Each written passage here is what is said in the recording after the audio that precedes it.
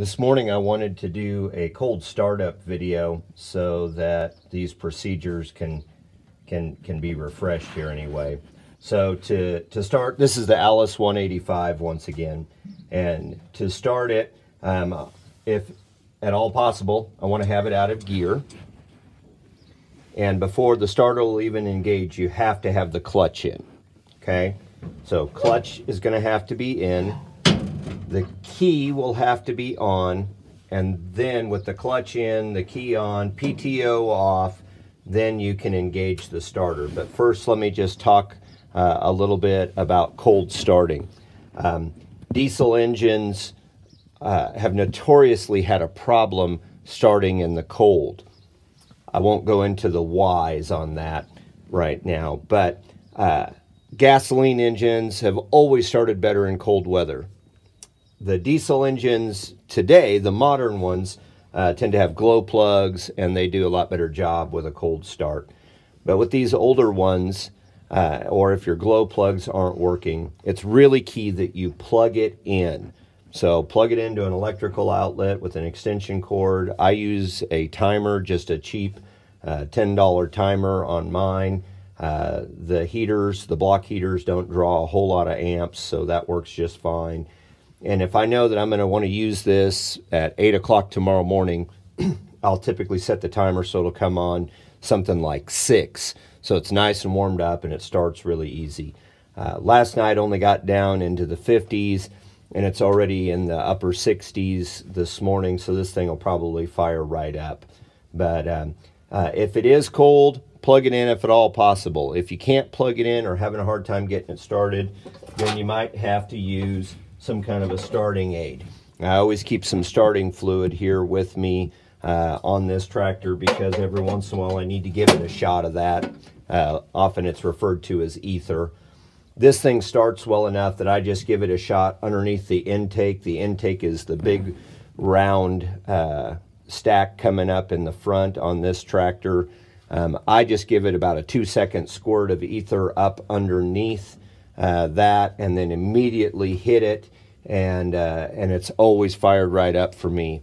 I have seen guys go to start a tractor and have a can of ether with a straw on it so it shoots a stream, and they're shooting the ether into the intake as they're trying to start it. I don't recommend that. I think that's a real potential for a problem.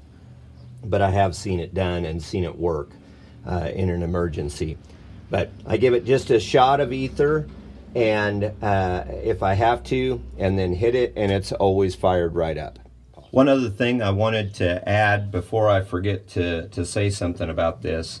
On the throttle on this 185 and on a few other tractors, there is a stop on the throttle. So when you're throttling up, you hit that stop, and that's going to be about the correct RPMs for running the PTO.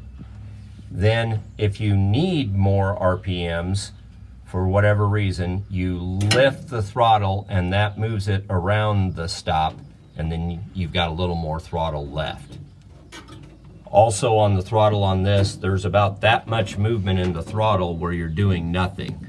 So when you go to throttle it up a little bit for starting, you got to move up a little ways further than might feel intuitive.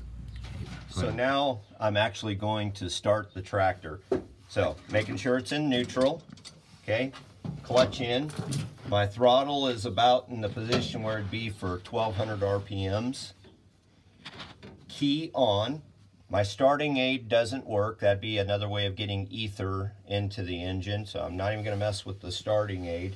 But I got about half throttle, like I said, keys on, clutch in neutral, double checking all those things. Now, make sure that my fuel cutoff is in the out position, and now we start it.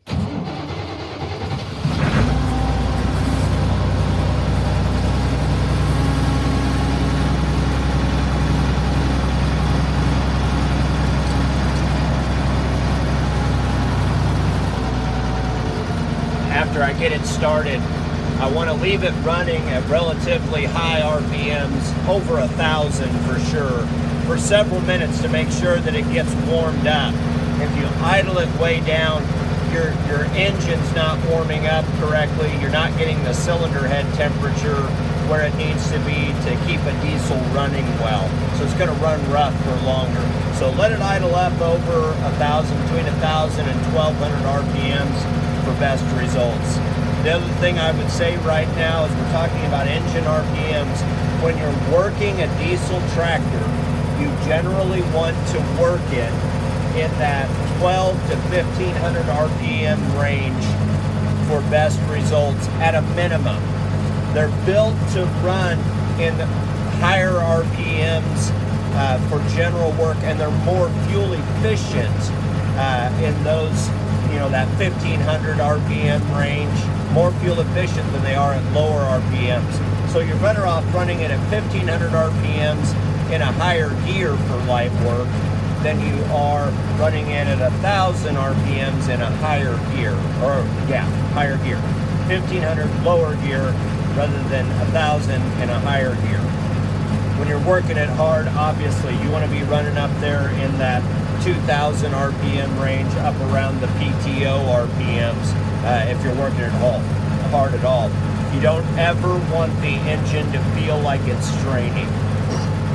If at all possible, if it's straining, shift to a lower gear, keep those RPMs up. Your engine will last a lot longer and be more fuel efficient.